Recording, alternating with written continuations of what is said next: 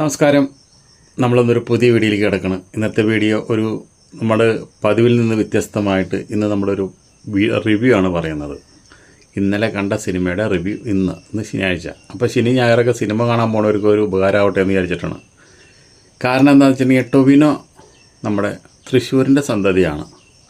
തൃശ്ശൂരിന് ഒരുപാട് ഇഷ്ടപ്പെടുന്ന ഒരാളാണ് ടൊവിനോ. വെള്ളപ്പൊക്ക കാലത്ത്, ഇപ്പോൾ മഴയാണ്, വെള്ളപ്പൊക്ക കാലത്ത് ടൊവിനോ ചെയ്ത പ്രവർത്തികൾ നമ്മളെല്ലാവരും ടി വിയിൽ കൂടെ എല്ലാവരും കണ്ടതാണ്. എന്ന് വെച്ചിട്ടുണ്ടെങ്കിൽ ഒരു ഗ്രാമത്തിലെ സാധാരണ ഒരു മനുഷ്യൻ, ഒരു അഹങ്കാരമില്ല, ഒരു ജാടയില്ല, ഒരു സിനിമാ നടനാന്നുള്ള തലക്കനില്ല, ഒന്നുമില്ലാത്ത ഒരു സാധു മനുഷ്യൻ. അദ്ദേഹത്തിൻ്റെ പടങ്ങളൊക്കെ ഇപ്പോൾ എല്ലാവരും ഏറ്റെടുത്ത് തുടങ്ങിയിട്ടുണ്ട്. അപ്പോൾ എനിക്ക് ചോദിക്കാനുള്ള ഒരു കാര്യമുള്ളൂ, ഈ നരിവേട്ട എന്ന് പറയുന്ന സിനിമയുടെ പ്രൊഡ്യൂസർമാർ, അതിൻ്റെ ഡിസ്ട്രിബ്യൂട്ട് ചെയ്യുന്ന ആൾക്കാർ എന്തിനാണ് ഈ പടം ഈ സ്കൂൾ തുറക്കണ സമയം, കുടുംബങ്ങളിലൊക്കെ ഒരുപാട് ബാധ്യതകളും ഒരുപാട് പ്രശ്നങ്ങളുള്ള സമയമാണ്, രക്ഷിതാക്കളൊക്കെ ഓടി നടക്കുന്ന സമയമാണ്, അതുപോലെ തന്നെ ചീഞ്ഞളിഞ്ഞ മഴ എന്ന് പറഞ്ഞ പോലെ അമ്മാതിരി മഴ, വർഷകാലമൊക്കെ ഇപ്പോൾ നേരത്തെ വരുന്നത്. ഇങ്ങനൊരു സമയത്ത് എന്തിന് ഇത് തിയേറ്ററിൽ റിലീസ് ചെയ്തു? ഇതാണ് എനിക്കുള്ള ചോദ്യം. നിങ്ങളുടെ കയ്യിലുള്ള സാധനം നല്ലതാണ്, നല്ല പടമാണത്, ഉഗ്രം പടമാണത്. ആ പടം നിങ്ങൾ എന്തുകൊണ്ട് ഇങ്ങനൊരു സീസണിൽ കൊണ്ടുവന്ന് റിലീസ് ചെയ്തു? ഇതാണ് എനിക്ക് നിങ്ങളോട് ചോദിക്കാനുള്ളത്. നിങ്ങൾ ചെയ്യുന്ന ഏറ്റവും വലിയ മണ്ടത്തരാണ്. ഈ പടം കൂടുതൽ ആളുകൾക്ക് എത്താനും കൂടുതൽ ആൾക്കാർ കാണാനുള്ള സാഹചര്യം ഇതിൻ്റെ ഡിസ്ട്രിബ്യൂട്ടേഴ്സും ഇതിൻ്റെ പ്രൊഡ്യൂസർമാരും തമ്മിൽ നശിപ്പിച്ചു. മോഹൻലാലിൻ്റെ പടത്തിന് ഇത് വഴിമാറി കൊടുക്കേണ്ട കാര്യമില്ല. പല പടങ്ങളും ഇറങ്ങി അതിനൊന്നും ഇത് വഴിമാറി കൊടുക്കേണ്ട കാര്യമില്ല. ദിലീപിൻ്റെ പടം ഇറങ്ങി അതിനും വഴിമാറി കൊടുക്കേണ്ട കാര്യമില്ല. ദിലീപിൻ്റെ പടത്തിനേക്കാളും എത്ര നല്ല പടമാണ് ഈ നരിവേട്ട. എന്നിട്ട് ആ പടത്തിനൊക്കെ വഴിമാറി കൊടുത്ത് എന്തുണ്ടായി? ചീന്ന് പറഞ്ഞ് മഴ പെയ്യുന്ന, ഇപ്പോൾ ഒരിക്കലും ഒരു പടം റിലീസ് ചെയ്യാൻ പാടില്ല എന്ന് പറയുന്ന സമയം, ആ സമയത്ത് കൊണ്ടുപോയി ഇത്രയും നല്ല പടം നിങ്ങൾ റിലീസ് ചെയ്തു. അതാ ഞാൻ ചോദിച്ചത്, നിങ്ങൾക്ക് തലയ്ക്ക് വിവരമില്ല എന്ന് ചോദിച്ചതാണ്. നിങ്ങൾ ആ വയനാട് പോയി ഈ പടം ഷൂട്ട് ചെയ്യാനായിട്ട് എത്ര വിയർപ്പൊഴുകിയിട്ടുണ്ട്, എത്ര കഷ്ടപ്പെട്ടിട്ടുണ്ട്. ആ സിനിമ കാണുമ്പോൾ നമുക്ക് മനസ്സിലാവും അത്. എത്ര ജൂനിയർ ആർട്ടിസ്റ്റുകളൊക്കെ നിങ്ങൾ രാപ്പകലില്ലാതെ ഭക്ഷണം കൊടുത്ത് അവർക്ക് റെമോഡേഷൻ കൊടുത്തിട്ട് നിങ്ങൾ അവരെ സേവ് ചെയ്യുന്നുണ്ട്. എത്ര പൈസ മുടക്ക് വന്നൊരു പടമാണത്. അപ്പോൾ അങ്ങനെയുള്ളൊരു പടം ഇങ്ങനെയുള്ളൊരു സമയത്ത് കൊണ്ട് റിലീസ് ചെയ്തതിൽ എനിക്ക് വളരെ സങ്കടമുണ്ട്. ഇനിയിപ്പോൾ ഈ പടം കൂടുതൽ ആൾക്കാർ ഈ വർഷക്കാലത്ത് വന്ന് കാണട്ടെ എന്ന് പ്രാർത്ഥിക്കുക, അത്രമാത്രം നമുക്ക് പറ്റുള്ളൂ. നമ്മൾക്ക് ചെയ്യാവുന്ന കാര്യങ്ങൾ നമ്മൾ ചെയ്യുക, ഈ പടത്തിനെ പ്രൊമോട്ട് ചെയ്യുക. നിങ്ങൾ ഒരിക്കലും ഈ പടം ടി വിയിൽ കാണരുത്, അതുപോലെ തന്നെ ഓൺലൈനിൽ കാണരുത്. നിങ്ങൾ തിയേറ്ററിൽ വന്ന് തന്നെ ഇത് അനുഭവിക്കണം. അപ്പോൾ സിനിമയുടെ കാര്യങ്ങൾ അങ്ങനെയൊക്കെ തന്നെയാണ്. എന്നിരുന്നാലും നമുക്ക് ഇത് കാണാൻ പോണ ആൾക്കാരെ അടുത്ത് നമ്മൾ കഥ പറയരുത് എന്നാണ് നമ്മൾ എല്ലാവരും പറയാറ്. പക്ഷെ നമുക്കതിൻ്റെ ഒരു കഥ പറയാണ്ടിരിക്കാൻ പറ്റില്ല. എന്നാലാണ് നമുക്കതിൻ്റെ ഒരു ത്രില്ലിങ് വരുള്ളൂ. ഇതിൻ്റെ എന്താ ഫോട്ടോഗ്രാഫി എന്നറിയാം, എന്താ മ്യൂസിക്, എന്താ ഫൈറ്റ്.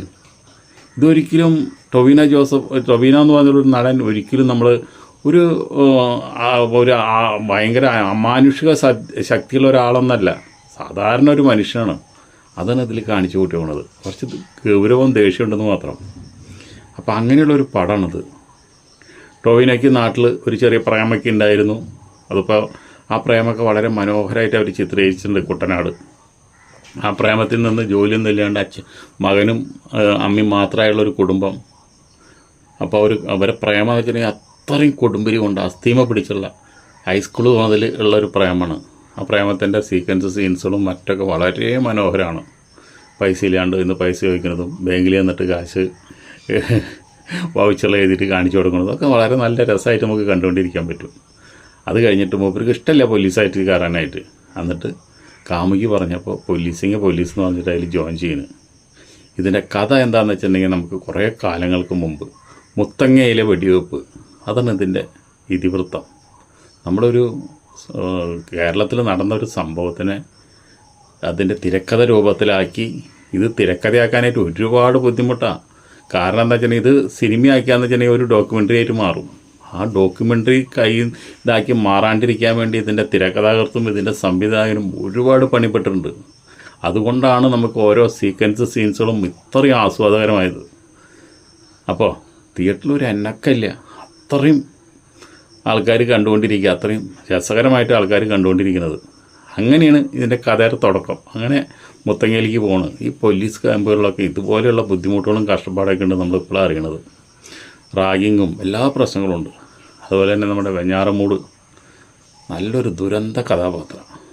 വളരെ അദ്ദേഹം ഇപ്പോൾ ഈ അടുത്ത കാലത്ത് അഭിനയിച്ച എല്ലാം പൊളി സാധനങ്ങളാണ്. 10 പൈസയ്ക്ക് കൊള്ളില്ല. അത് നടനാണെന്ന് പോലും നമുക്ക് ഒരു ദേശീയ അവാർഡ് കിട്ടിയ നടനാണെന്ന് പോലും നമ്മൾ മറന്നു പോണ ഒരു നടനാണ് അദ്ദേഹം. അദ്ദേഹത്തിൽ നല്ല പെർഫോമൻസും ആൾക്കാരുടെ സിമ്പതിയും പേടിച്ച് പറ്റിയ നല്ലൊരു കഥാപാത്രം. അതുപോലെ തന്നെ നമുക്ക് എടുത്തു പറയേണ്ട ഒരു കാര്യമുണ്ട്. തമിഴിലെ ചേരൻ. ആ ചേരൻ ഇതിൽ അഭിനയിച്ചിട്ടുണ്ട്. വലിയൊരു പോലീസ് ഓഫീസറായിട്ട് അഭിനയിച്ചിരിക്കുന്നത്. ഇപ്പം നമ്മുടെ മലയാളത്തിലുള്ള പല പ്രൊഡ്യൂസർമാരും ഡയറക്ടർമാരൊക്കെ ആദ്യം ചിന്തിക്കുക ഇങ്ങനെ ഒരു കഥാപാത്രം വന്നു കഴിഞ്ഞാൽ ആദ്യം പോയിട്ട് ആ മേജർ റെവന്യൂ കൊണ്ട് കൊണ്ടുവരാമെന്നാണ്. ഇത് ഒരു അഭിനയത്തിൻ്റെ ABC അറിയില്ല. അയാൾക്ക് സംവിധാനം അറിയായിരിക്കും. അയാൾ അഭിനയിക്കാണ്ടിരിക്കാൻ നല്ലത്. അയാളെ ശബ്ദം കൊള്ളില്ല, അഭിനയം കൊള്ളില്ല, ഒന്നും കൊള്ളില്ല. ഇവിടെയുള്ള ആൾക്കാരൊക്കെ ശരിക്കും എന്നാൽ മേജർ റെവന്യൂ കൊണ്ടുവരാം എന്ന് പറഞ്ഞിട്ട് മേജർ റെവന്യൂ കൊണ്ടുവന്നതിന്.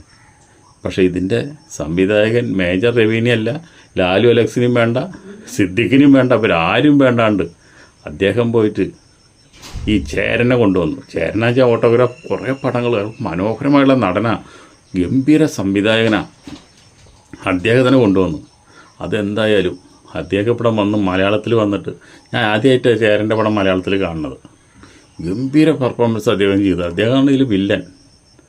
അത് നമ്മൾ പറഞ്ഞൊന്നും ആദ്യം നിങ്ങൾ വിഷമിക്കേണ്ട കേട്ടോ. നിങ്ങൾ തിയേറ്ററിൽ പോയിട്ട് എക്സ്പീരിയൻസ് ചെയ്യണം. അല്ലാണ്ട് നമ്മൾ ഒരിക്കലും നമ്മൾ പറഞ്ഞോന്ന് വിചാരിച്ചാൽ നിങ്ങൾ സിനിമ കാണാൻ പോയിരുന്നിരിക്കുന്നത്. ഞാൻ പറയണത് എന്താ വെച്ചിട്ടുണ്ടെങ്കിൽ സിനിമ കാണാൻ നിങ്ങൾക്ക് ഇൻസ്പിറേഷൻ കിട്ടാൻ വേണ്ടിയിട്ടാണ് നമ്മൾ ഓരോ കഥാപാത്രത്തിന് എടുത്ത് പറയണത്. അപ്പോൾ ഈ ചേരൻ എന്ന് പറഞ്ഞ കഥാപാത്രം അത് ഗംഭീരമായിട്ട് മൂപ്പര് പെർഫോം ചെയ്തിട്ടുണ്ട്. അവസാനം വരെ അദ്ദേഹത്തിൻ്റെ ഓരോ നോട്ടത്തിലും ഭാവത്തിലും എല്ലാം ശരീര ലാംഗ്വേജിലും എല്ലാം അഭിനയം നിറഞ്ഞു നിൽക്കുന്ന ഒരു നടനാണ്. അപ്പോൾ അദ്ദേഹത്തിനെ കൊണ്ടുവന്നുള്ള അവരെ കാഴ്ചപ്പാട് സംവിധായകൻ്റെ ഒരു ഗുഡ് ലക്കാണത്. ഇത് ഒരു ഭയങ്കര നമുക്കൊരു നല്ലൊരു സ്റ്റാർ കാസ്റ്റിംഗാണ് നമുക്ക് അതിൽ കാണാൻ കഴിഞ്ഞത്. അതുപോലെ തന്നെ ഇതിൻ്റെ ആ ഫൈറ്റ് സീൻസുകളും അതുപോലെ തന്നെ ഇങ്ങനെ പോലീസുകാർ ഇത്രയും ക്രൂരന്മാരാണോ, ഇത്രയും നരാധന്മാരാണോ എന്ന് പ്രേക്ഷകർ ചിന്തിച്ചു പോകും. അതുപോലെ തന്നെ സങ്കടം വരും നമുക്ക് ഈ പടം കണ്ടുകൊണ്ടിരിക്കുമ്പോൾ. അതിലൊരു നായയുണ്ട്. എത്ര മനോഹരമായിട്ട് ആ നായ അഭിനയിച്ചു എന്നറിയാം. ഇപ്പോൾ ഈ റിവ്യൂ ചെയ്യുമ്പോഴും എൻ്റെ മനസ്സിൽ മുഴുവൻ ആ നായും അതിൽ വെടികെട്ടി മറിക്കുന്ന ചെറിയ കുട്ടിയുണ്ട്. ആ കുട്ടിയുടെ ഭാഗം നമ്മുടെ മനസ്സിൽ ഇപ്പോഴും വിങ്ങിക്കൊണ്ടിരിക്കുക. അപ്പോൾ നിങ്ങളൊന്ന് ആലോചിച്ച് നോക്ക്. ആ നായരെയും ആ കുട്ടി നമ്മളെ ആ സിനിമയ്ക്ക് കയറിയുള്ള എത്ര ആൾക്കാരെ സ്വാധീനിച്ചു എന്ന് നിങ്ങൾക്കൊന്ന് ചിന്തിച്ച് നോക്ക്. ഇപ്പോൾ ഇതിലത്തെ വെടിവെപ്പൊക്കെ ഉണ്ട്. എത്ര നാച്ചുറലായിട്ട് എടുത്തു പോകണത്. എന്താ ഫോട്ടോഗ്രാഫി എന്നറിയാം, എന്താ പെർഫെക്ഷൻ എന്നറിയാം. ആ സമയത്തൊക്കെ ഇതിൽ അഭിനയിച്ച എല്ലാവരും അവരാരെ കഥാപാത്രങ്ങൾ ഗംഭീരമാക്കിയിട്ടുണ്ട്. ടോവിനോയുടെ കാര്യം പിന്നെ പറയും വേണ്ട. ടോവിനോ എന്ന് പറഞ്ഞാൽ നമുക്ക് മലയാളത്തിൻ്റെ ഒരു മുത്താണ് എന്ന് പറയാണ്ടിരിക്കാൻ പറ്റില്ല. അത്രയും മനോഹരമായിട്ട് മൂപ്പര് അഭിനയിച്ചിട്ടുണ്ട്. അപ്പോൾ ഇത്രയും വലിയൊരു സിനിമ കൊണ്ടുവന്നിട്ട സമയം മാത്രമാണ് മോശമായത്. അത് മാത്രം എനിക്കിതിൽ നെഗറ്റീവായിട്ട് പറയാനുള്ള ഒരൊറ്റ ഘടകം അത് മാത്രമേ ഉള്ളൂ. വേറൊരു കുഴപ്പം നുള്ളിക്കളയാനില്ല എന്ന് പറയില്ല. നമ്മൾ ചിലപ്പോൾ വല്ല പെണ്ണുങ്ങളൊക്കെ കാണുക നമ്മൾ പറയാം, ഓ ആ പെണ്ണിൻ്റെ മേത്തുനിന്ന് ഒരു സാധനം നുള്ളിക്കളയാനില്ല എന്ന് പറയില്ലേ. അതേപോലെ തന്നെ നെഗറ്റീവ് പറയാനായിട്ട് ഈ പടത്തിലൊന്നുമില്ല. അതെൻ്റെ സങ്കടം. അതൊരു സങ്കടം തന്നെയാണ്. അതുപോലെ തന്നെ ഈ സിനിമ കണ്ടു കഴിഞ്ഞ് നമ്മൾ തിയേറ്ററിൽ നിന്ന് വരുമ്പോൾ 2 തുള്ളി കണ്ണീര് ആ സിനിമയ്ക്ക് വേണ്ടി നമ്മൾ ആരായാലും വെറുതെയുള്ളവർ കളഞ്ഞു പോയിരിക്കും. അതാണ് എൻ്റെ ഇതിവൃത്തം. ഈ സമരത്തിൽ കൂടെയൊക്കെയാണല്ലോ ജാനു വലിയൊരു നേതാവായിട്ട് മാറിയത്. ആ ജാനുവിൻ്റെ അതേ കഥാപാത്രം മനോഹരമായിട്ട് അഭിനയിച്ചിട്ടുണ്ട് ആ ആർട്ടിസ്റ്റ്. പേരെനിക്കറിയില്ല. ആ ജാനുവിൻ്റെ ചെറിയൊരു മോശായ പോലും ഉണ്ട്. അപ്പോൾ അന്നവിടെ മുത്തങ്ങയിൽ എന്ത് നടന്നു എന്നുള്ളത് ഒരു പരിധി വരെ ചില മാറ്റങ്ങളൊക്കെ ഉണ്ട്. അത് സിനിമയ്ക്ക് വേണ്ടിയിട്ട് ആ തിരക്കഥയിൽ മാറ്റങ്ങൾ വന്നാലാണ് നമുക്ക് നമുക്ക് ഭംഗിയായിട്ട് കണ്ടിരിക്കാനും പറ്റുള്ളൂ. അതിനുള്ള മാറ്റങ്ങൾ അവർ ചെയ്തിട്ടുള്ളൂ. വേറെ ഒന്നും അവർ കൈക്കറികളൊന്നും ചെയ്തിട്ടില്ല. അപ്പോൾ മുത്തങ്ങയിൽ എന്ത് നടന്നു എന്നുള്ളത് ഈ തലമുറയിലെ ആൾക്കാർക്കും എനിക്ക് പോലും അന്ന് അവിടെ എന്താ നടന്നത് നമുക്കറിയില്ല. സിനിമ കണ്ടപ്പോൾ അതിൻ്റെ ഒരു ഏകദേശ രൂപം കിട്ടിയെന്ന് മാത്രം. അപ്പോൾ അതുകൊണ്ട് ഈ സിനിമ പ്രൊഡ്യൂസ് ചെയ്ത പ്രൊഡ്യൂസർമാർക്കും ഇതിൽ അഭിനയിച്ച ടൊവിനോയ്ക്കും അതുപോലെ തന്നെ ഇതിൻ്റെ സംവിധായകനാണ് എല്ലാവർക്കും എൻ്റെ പൂച്ചെണ്ടുകൾ. ഇങ്ങനെയുള്ള പടങ്ങൾ നിങ്ങൾ കൊണ്ടുവരാം. ഇങ്ങനെയുള്ള എന്ന് പറഞ്ഞിട്ട് മഴ പെയ്യുന്ന സമയത്ത് നിങ്ങൾ കൊണ്ടിടാണ്ടിരിക്കുക. അതും സ്കൂൾ തുറക്കുന്ന സമയത്ത് ഒരിക്കലും ഒരു സിനിമ റിലീസ് ചെയ്യരുത്. നിങ്ങൾ വലിയ വലിയ പടങ്ങളായിട്ട് കോമ്പറ്റ് ചെയ്യുമോ? മോഹൻലാൽ, ദിലീപ് അതുപോലെയുള്ള പടങ്ങളായിട്ട് കോമ്പറ്റ് ചെയ്യുമോ? നിങ്ങളുടെ കയ്യിലിരിക്കുന്ന സാധനം നല്ലതാണെന്ന് വെച്ചിട്ടുണ്ടെങ്കിൽ നിങ്ങളുടെ അടുത്തേക്ക് ആൾ വന്നിരിക്കും. ഇപ്പം ഇട്ടേലും എത്രയോ കളക്ഷൻ നിങ്ങൾക്ക് കിട്ടിയാനെ. തുടരുവിൻ്റെ കളക്ഷനൊക്കെ ഇത് കുറച്ച് അടിച്ചു മാറ്റി കൊണ്ടുപോയാനെ. കഷ്ടം എന്നല്ലാണ്ട് എന്താ പറയുക. ഇനിയെങ്കിലും നിങ്ങൾ കുട ചൂടിയെങ്കിലും റെയിൻ കോട്ട് ഇട്ടെങ്കിലും നിങ്ങൾ പോയി സിനിമ കാണുക. ഇങ്ങനെയുള്ള നല്ല സിനിമകളെ നമ്മൾ വിജയിപ്പിക്കണം. ഓക്കെ, അടുത്ത വീഡിയോയിൽ നമുക്ക് വീണ്ടും കാണാം. അതുവരെ നിങ്ങൾക്ക് എല്ലാവർക്കും നന്ദി, നമസ്കാരം.